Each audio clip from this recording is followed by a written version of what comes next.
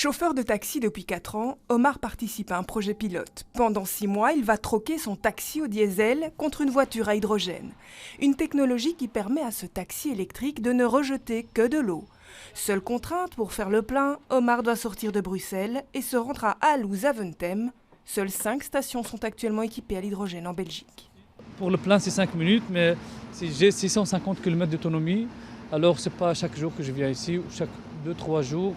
Ça dépend des journées de travail. Des journées de travail sans émissions de CO2 d'ici 2025, comme l'exige la région bruxelloise. C'est là tout l'enjeu du partenariat entre la compagnie de taxi d'Omar et un producteur belge en électricité renouvelable spécialisé en hydrogène vert, produit exclusivement par l'éolien. Notre consommation d'énergie en Belgique, il n'y a qu'à peu près 25% d'électricité, mais tout le reste sont des produits pétroliers et du gaz naturel.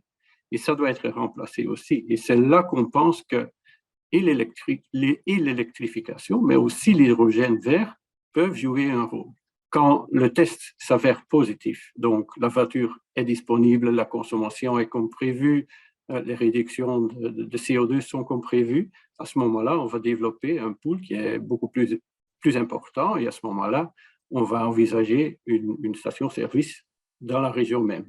La STIB teste elle aussi depuis 1 an un bus à hydrogène, test qui doit s'achever en 2023 avant de livrer ses conclusions. Mais Omar, lui, semble déjà y croire. Mais j'ai entendu quelques collègues se plaindre de la voiture électrique parce qu'elle perd beaucoup de temps pour aller faire le plein de sa voiture. Ou parfois, elle arrête son service pendant 1 heure ou 2 pour charger un peu son véhicule. Dans 6 mois, c'est un autre collègue qui prendra le volant de ce taxi à hydrogène.